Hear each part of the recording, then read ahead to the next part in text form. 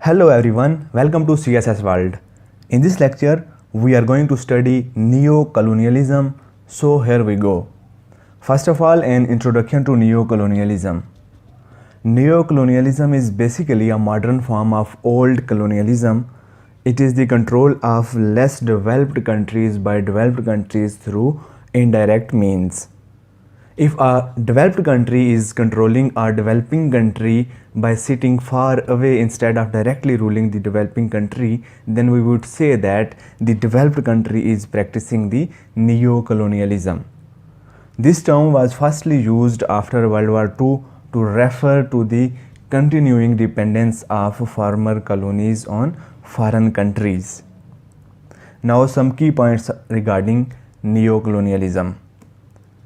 Neocolonialism refers to unequal economic and power relations that currently exist between former colonies and former colonizing nations. Dependency theory argues that countries have developed at an uneven rates because wealthy countries have exploited poor countries in the past through colonialism and today through foreign debt and trade. Similarly, world system theory splits the world economic system into core, peripheral and semi-peripheral countries, which is the way to practice neocolonialism. As we have mentioned above that neocolonialism is a modern form of old colonialism, so there is a proper chain behind this concept. It includes the colonization period, decolonization period, and then comes the neocolonialism concept. So let's study this chain to understand the concept of neocolonialism. First of all, what is colonialism? Colonialism is the policy of a country seeking to extend or retain its authority over other people or territories, generally with the aim of economic dominance. In the process of colonization, colonizers may impose their religion, economics, and other cultural practices on indigenous people. Keep in mind that colonialism is all about the direct rule of developed countries on developing countries. We can take an example of subcontinent. Europeans were directly ruling the subcontinent before 1947. History of colonialism. Modern colonialism started with the Age of Discovery, during which Portugal and Spain discovered new lands across the oceans, including the Americas and Atlantic South Pacific islands, and built trading posts. According to some scholars, building these colonies across oceans differentiates colonialism from the other types of expansionism. These new lands were first divided between the Portuguese Empire and Spanish Empire, though the British, French and Dutch soon acquired vast territory as well. The 17th century saw the creation of the French colonial empire, the Dutch empire and the English colonial empire, which later became the British Empire. It also saw the establishment of some Swedish overseas colonies and a Dutch colonial empire.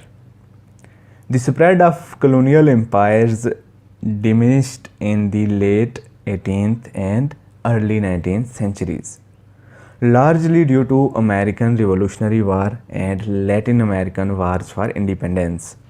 However, many new colonies were established after this period, including the German colonial empire and Belgian colonial empire.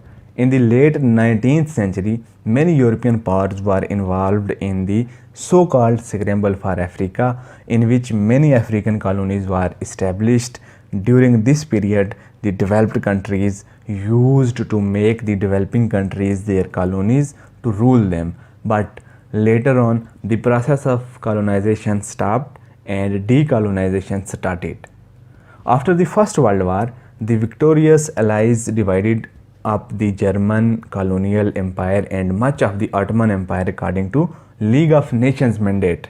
These territories were divided into three classes based on how quickly they would be ready for independence. Decolonization outside the Americans lasted until after World War II. In ideal cases, Decolonized colonies were granted sovereignty or the right to self-govern, becoming independent countries. Once the decolonization taken place, the concept of neocolonialism flourished.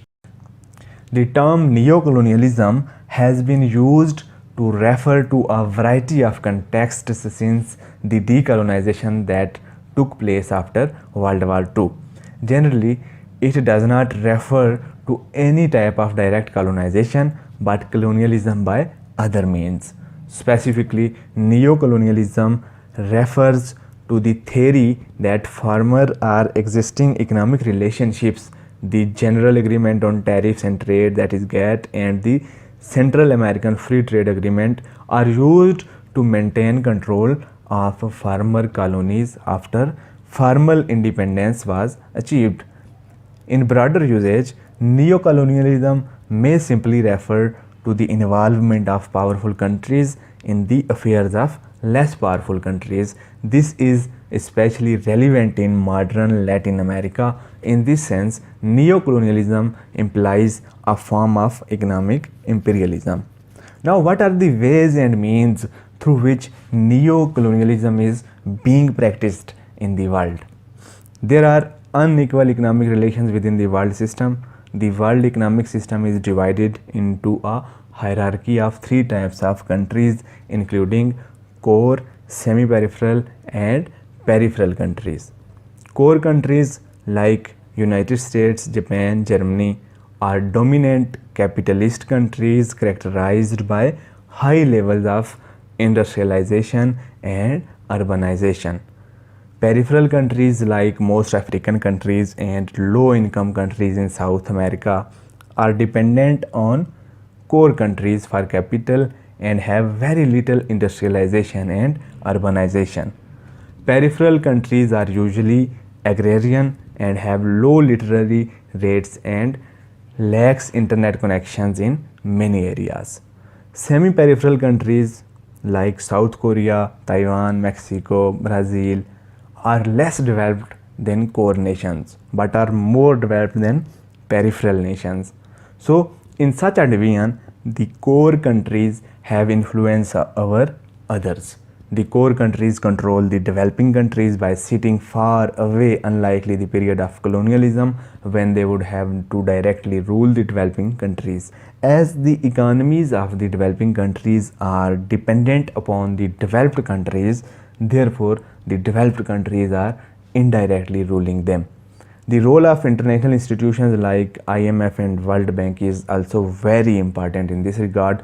All the developed countries are the big financier of these institutions, so they basically influence these institutions, and all the developing countries are dependent on these institutions as they give them loans and other packages to stabilize their economies. So when the developing countries get loan from these institutions, then the developed countries start influencing the developing countries and ask them to take decisions which are in the favor of developed countries. In this way, the older concept of colonialism is still prevailing in the world, but in the new form, which is neocolonialism.